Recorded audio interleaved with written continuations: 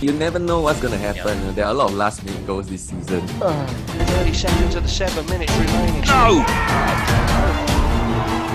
Is there an offside? The difference today was the final kick of the game. Aston Villa have equalised in injury time. One slip up just near the end last minute. Willock has come off the bench to score for a third match in succession.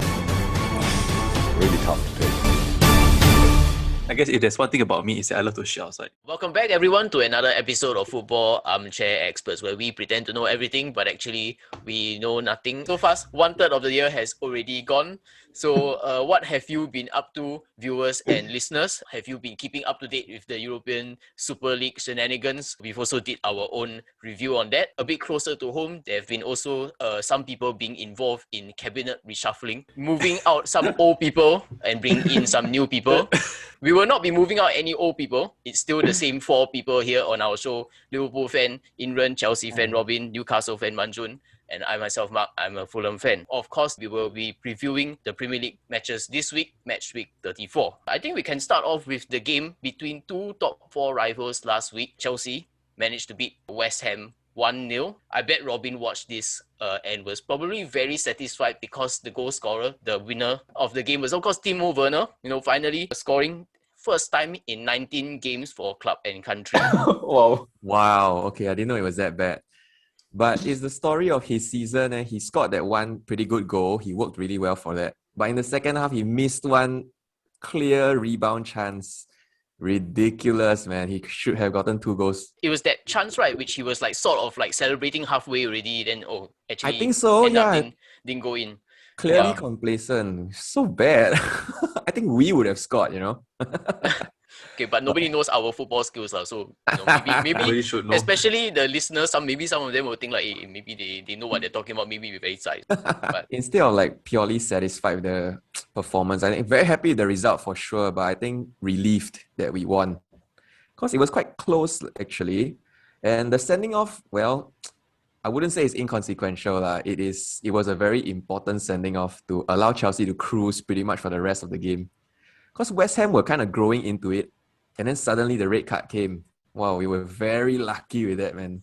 But I think it was quite a late red card, right? I wasn't totally paying attention. It was 70 something. Pretty late. Yeah, late. Yeah, 70s, so I don't think 80. But I guess it's 1 goal in it, so you never know. Hey, you never know what's gonna happen. Yeah. There are a lot of last-minute goals this season.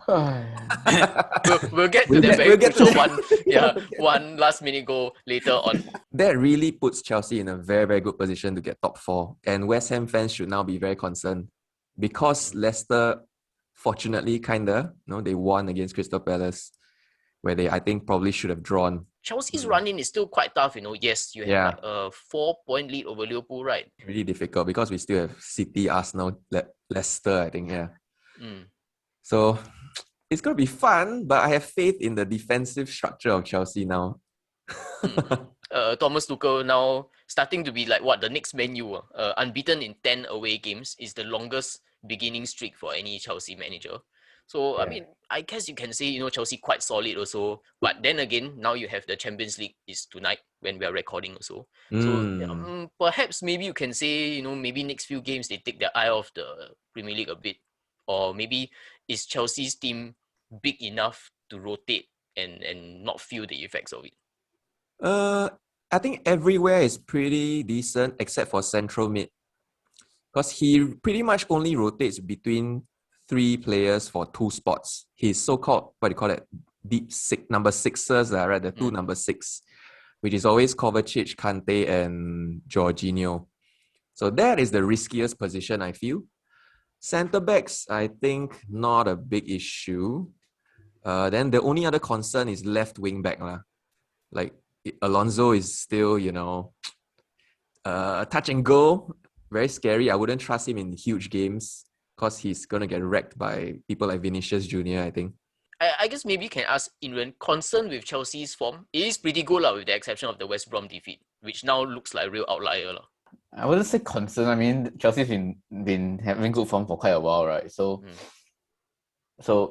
I think last week, the fixtures is really, it's really that 1 goal that made it's just the margins are just 1 goal.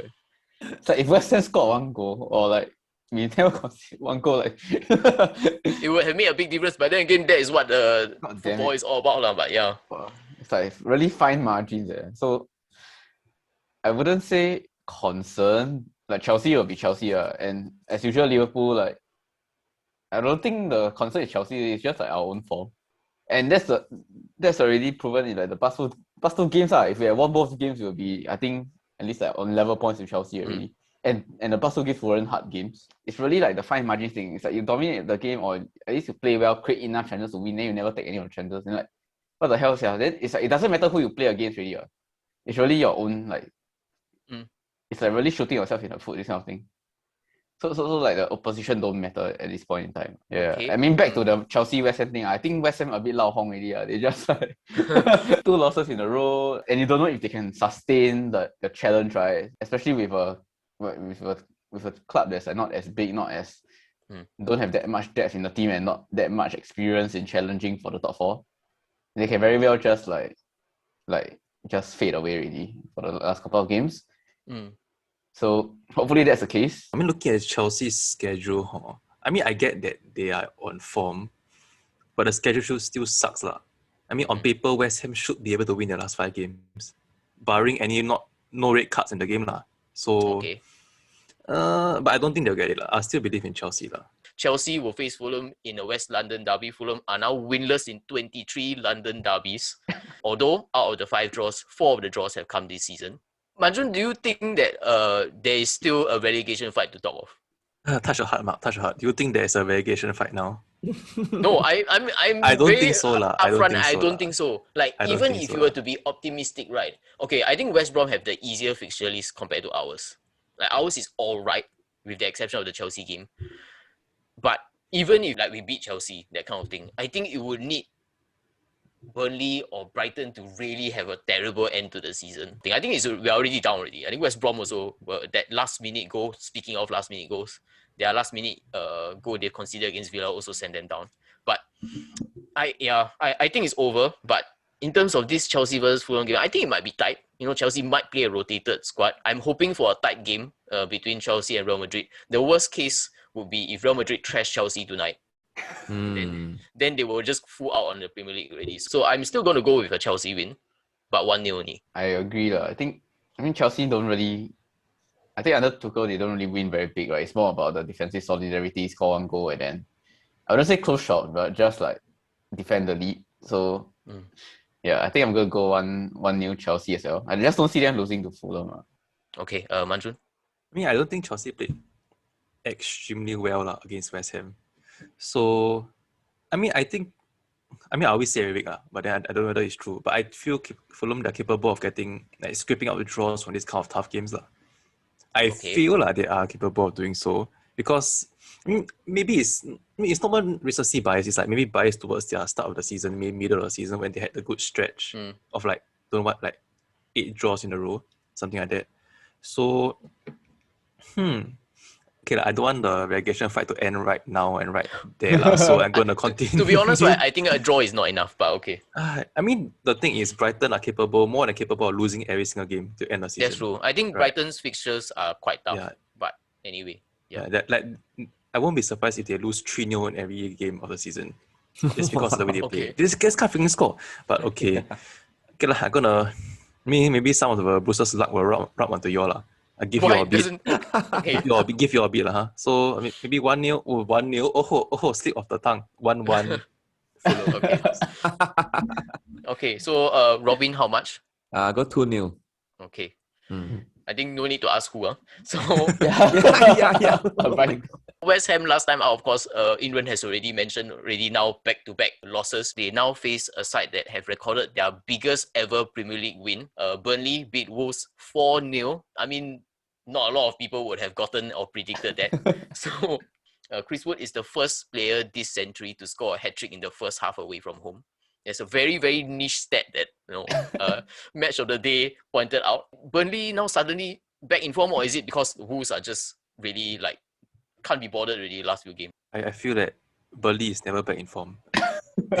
There's no back in form with Burnley. They don't win 2 consecutive games. I think they only did it once this season. I'm not sure. Maybe I remember wrongly. But after every win, then we see, okay, maybe Burnley is back. You know what I mean? Maybe you're impressed with their tiki-taka football, and they end up going to lose the next 3 games, something like that. I mean, this is what happens lah. This is what happened against Everton lah. So I'm not betting for them lah, this game. I think West Ham, if they can end the game with 11 men, I think they should able to beat Burnley quite comfortably. I don't think Chris Wood will go on another scoring spree because he doesn't do that. Because this is how I feel this is how Burnley strikers work lah. They score like more their goals like in a small sample size. Then the rest they don't score it. So it's what they do. Okay lah, I'm gonna go for West Ham lah. I have no to keep them in the race. I'm gonna go for a 2-0 West Ham win. I don't see how West Ham gonna lose 3 in a row. I don't know how Burnley's gonna win. Yeah, I think last game was just a freak result lah, and it's not even Burnley on form. Just Chris Wood on form for one game. Just like so, it's like he scored 3 and assisted 1, right? Yeah. Yeah. So I don't think he'll replicate that performance, and especially not against West Ham. I hope for a draw, but I think it's gonna be a West Ham win. I think, but West Ham also not really doing well, so I think I'm gonna go for a 1-0. I quite like Chris Wood's movement. I think he is perfect for this kind of teams to just keep them up. Just to avoid relegation. I mean, imagine if you had Chris Wood, confirms a live one. Like Probably, yeah. He's quite mobile. He's actually surprisingly quite fast also. Yeah, he's just not very clinical, which is damn annoying. But he does enough to keep the team alive. And that's how Burnley is sticking around, man, annoyingly. Actually, you're not wrong lah. It's like his 4th season with 10 goals already. So under the radar, not a bad Premier League striker. Wasted lah, but I don't see him doing it against West Ham or maybe one goal. I think West Ham will win 2-1. Oh, okay. I was going to say 2-1 also, but should I try to mix things up? Okay, better not lah. I was thinking Burnley will score, so I think I'll go West Ham 2-1 also. Yeah. Okay. Now we'll defend the lead. There's no lead. None of us are in the lead here. The person in the lead hasn't joined us for don't know how many weeks already. Liverpool only have 5 points from 6 home games from the league's bottom 6 clubs. That's pretty bad. So luckily the next game is not against the bottom 6 club.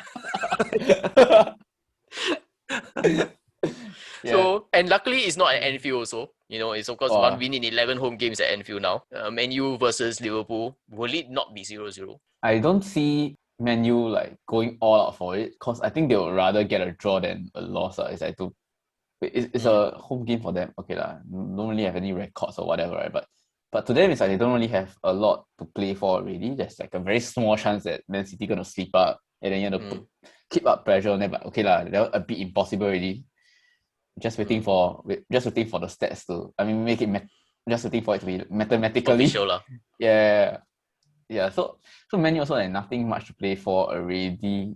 But except they won't want to lose to Liverpool. I think that's about it. I guess. Yeah.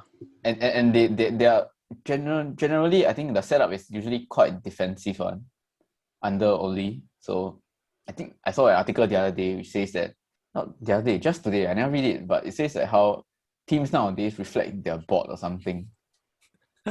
Wait, you didn't read the article, but you know what the article is about. What do you say? Yeah, I just saw the headline and the description. You know.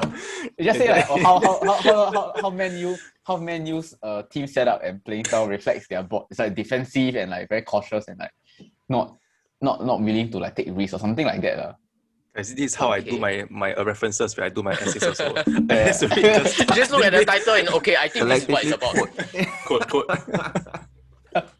Quote. Yeah. So okay. So back to the game. If Liverpool get their shit together, there's a chance, but I don't think so. But I don't see it being a 0-0 also. Okay.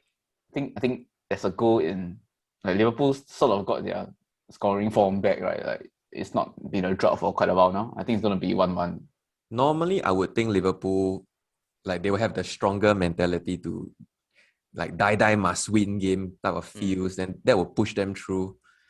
But with their recent form, I don't know, like, I can't have the same confidence. Plus, Man U is surprisingly not that bad. Like they concede very little, and even if Man U concede, right, they'll just score back late in the second half with Edinson Cavani and Mason Greenwood substitution or some shit like that. So I was very surprised he left it so late for Cavani to play against Leeds.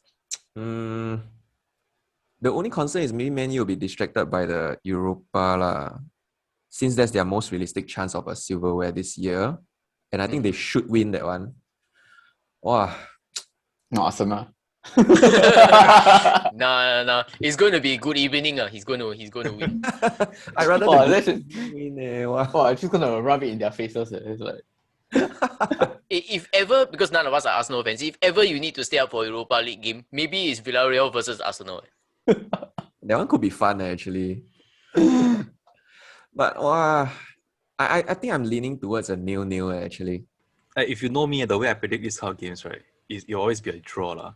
And I can't go the same draw because I'm aiming to climb up the table. So Go for the clutch, man. yeah, go for a clutch 2-2 draw. Yeah, Okay. oh yes. Well, so going offensive already in terms of our table. Or Okay. out of that. Too late in the season, you only got 5 games to go.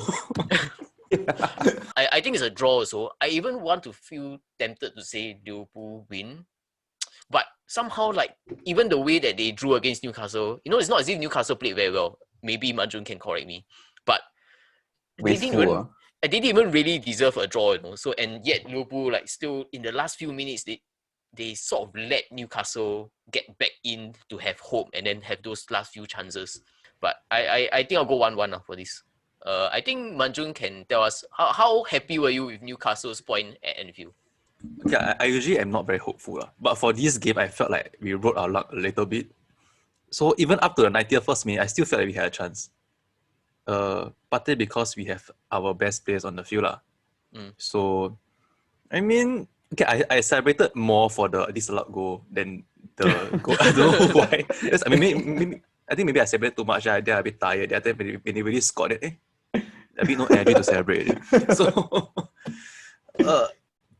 as for whether we deserve it or not, I mean, I can't say it's not part of Bruce's game plan. Like every time we face a big team like Liverpool, right? I mean, we have to ride our luck a little bit. But we have to stay back. Hopefully, they'll miss a few chances for us to stay in the game. And in this instance, they played perfectly to our game plan. They didn't score any goals. They kept the game so close that we could have a chance back. So, props to Steve Bruce. I'm not gonna congratulate him for the substitutions because come on, these are the obvious ones that he should be doing. Okay. Nah, but if you put I'm not gonna go on a rant. I'm not gonna go on a rant, but come on, it's quite obvious to put on Joe Willock at the 80 plus minute. But I mean, some people would say that maybe you would have started with Joe Willock instead. Don't destroy the streak and start a guy who can be a super sub only. You know what I mean? I mean, in games that he played Joe Willock from the start, I believe did he really score? I don't think he scored before though. Okay. I don't think so. Yeah, so that's the thing.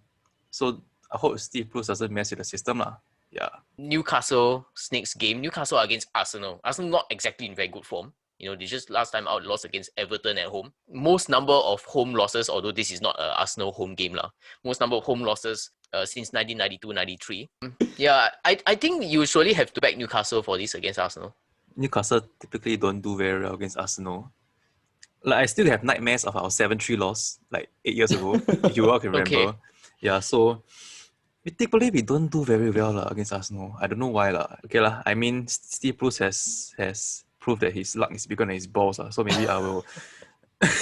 Okay. So maybe the image of Steve Bruce's boss, never mind, our viewers, listeners, hopefully you remove that from your head also. So maybe I'll write on it a bit. I mean, what? Okay. Yeah, I'll probably write on it a bit. Maybe I say we can get a draw out of this game. I mean, I'll go for 1-1. actually, right, from Steve Bruce's point of view, right, it's like actually a few more wins, right? Suddenly you're not at 16 anymore. Suddenly you're at the top half of the bottom half of the table. Okay, top half or bottom half of the table.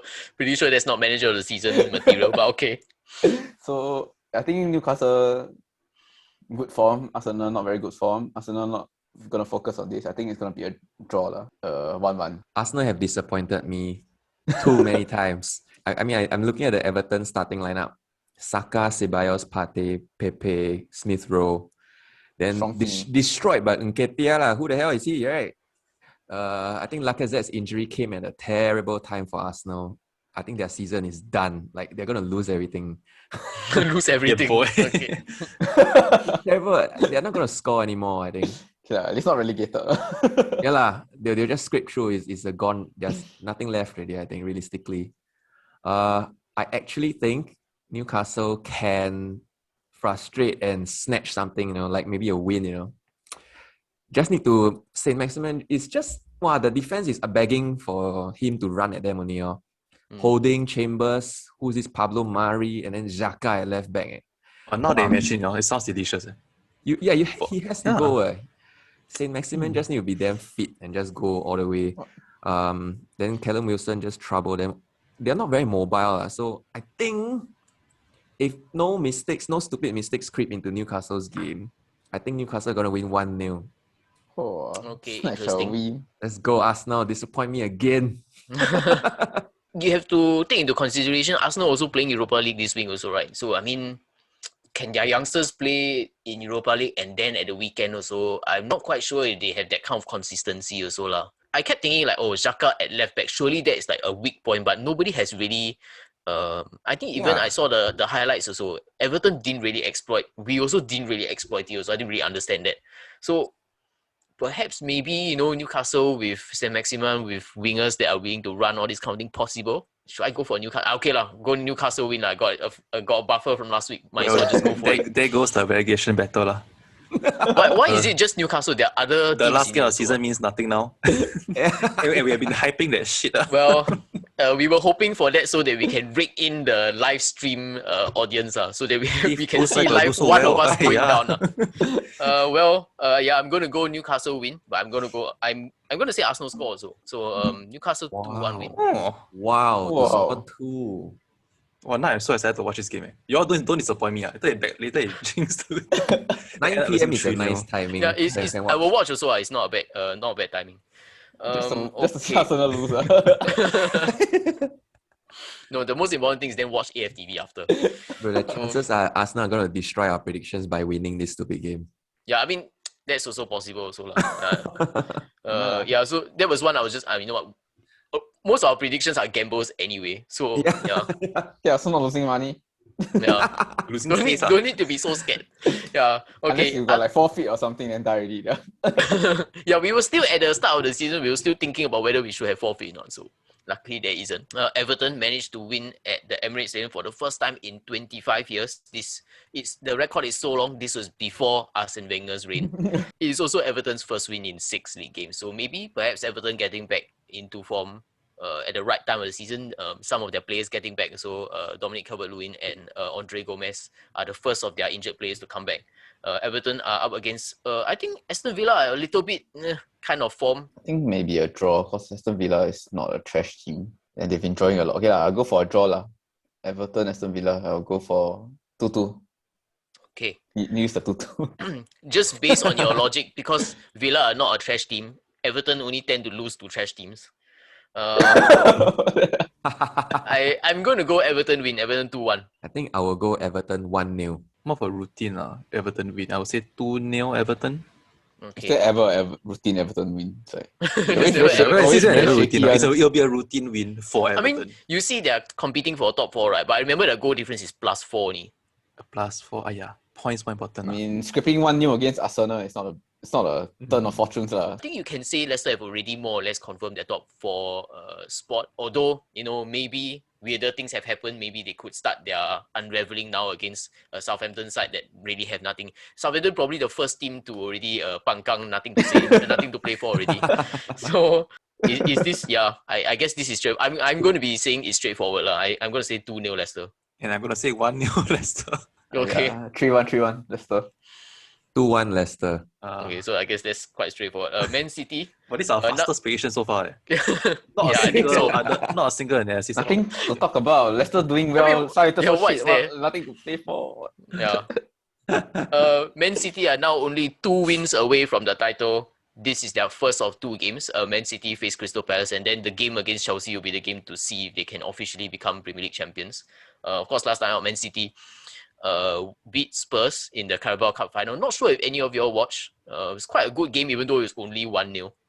Yeah, although I was starting to feel a bit annoyed with Man City towards the end. Still like overplaying too much in the box. Like, hey, come on, just shoot already kind of thing. In the end, also the goal that came was also a set piece goal.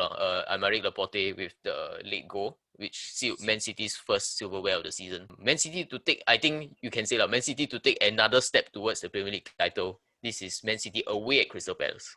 The only thing is just that, Carabao Cup, then Champions League, then suddenly now Crystal Palace, they may play a weekend score against Crystal Palace.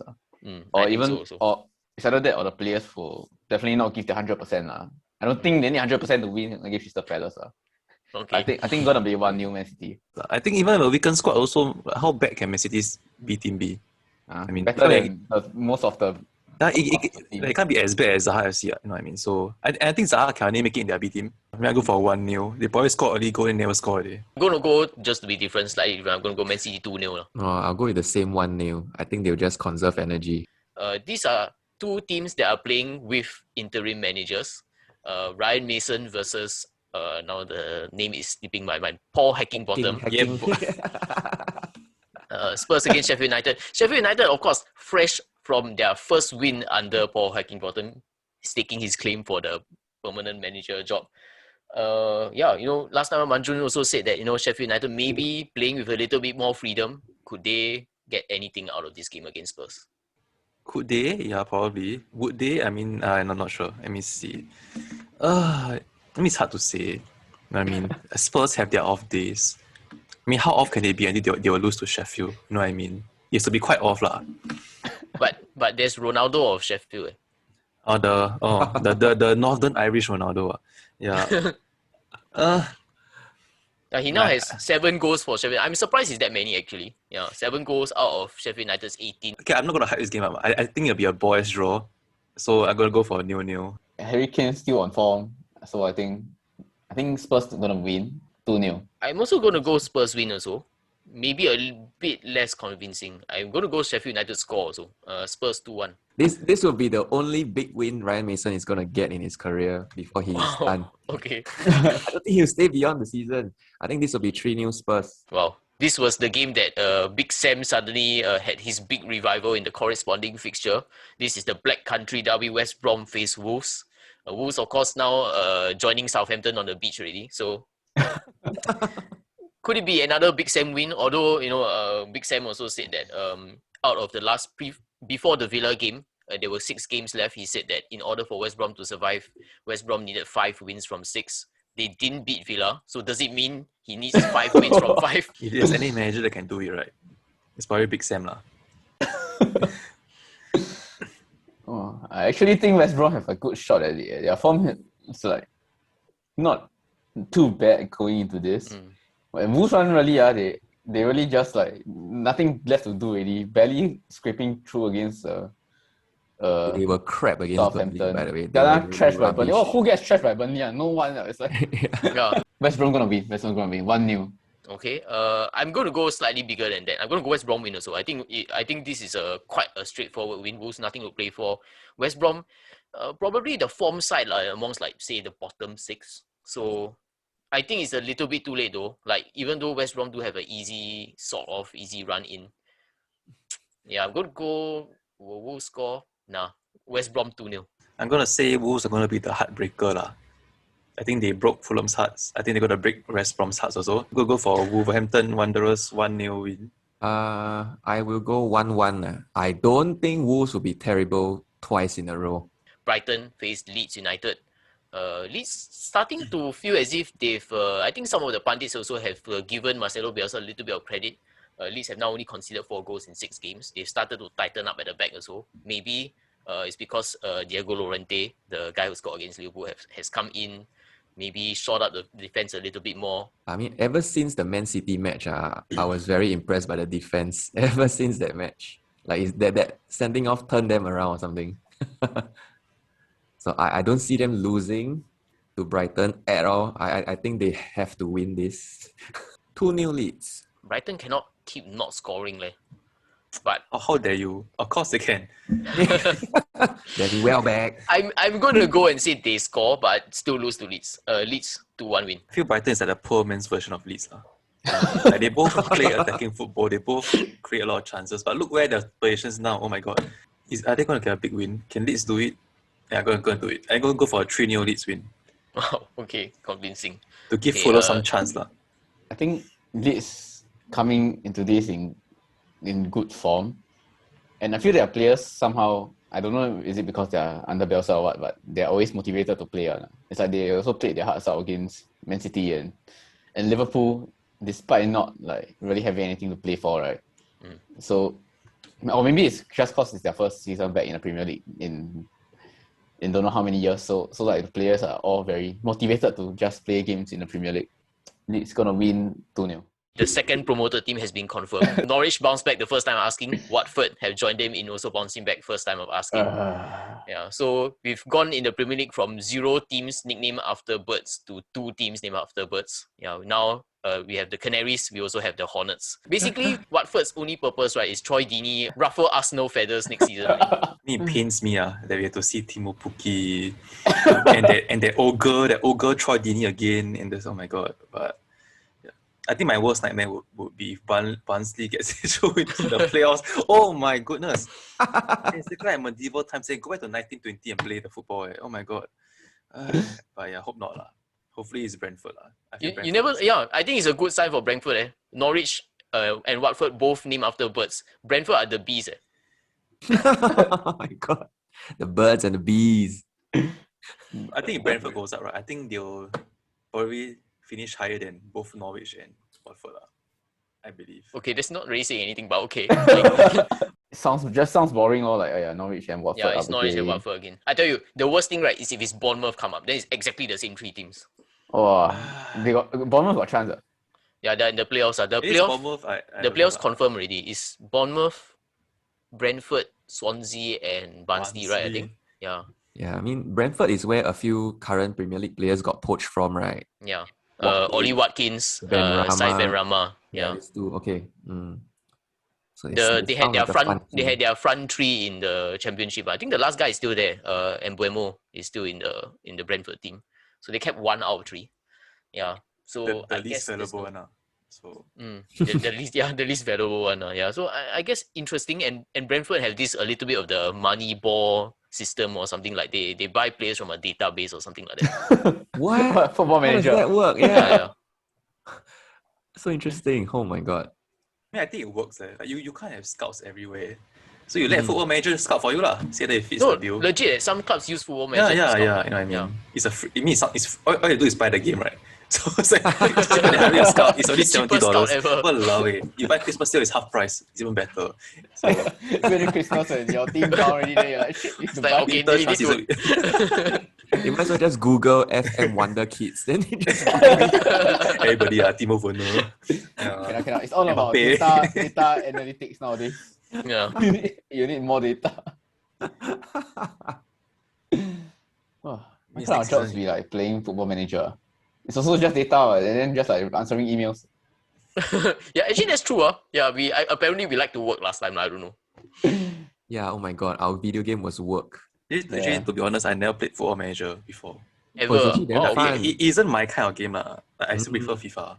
I mean, I leave the admin stuff to the CPU, but I play. Although to be fair, the Football Manager, right? Even then, also some people still leave the admin stuff to like. In terms when I play Football Manager, right? I don't take the training like I don't know who does. You know, that one you just assign to staff. That kind of you only like in charge of the games only what. Although I'm pretty sure there are hardcore people out there who take training also, but yeah. No lah, that one is okay lah. Once in a while I will see then like see which coach better. Then you see your coach trash, you just fire him. You see like. Oh yeah, I mean okay lah, yeah. The coach also got the stats on. It's like. Shit, it's surprisingly immersive. You feel like really you're on the touchline. Damn crazy. Very stupid.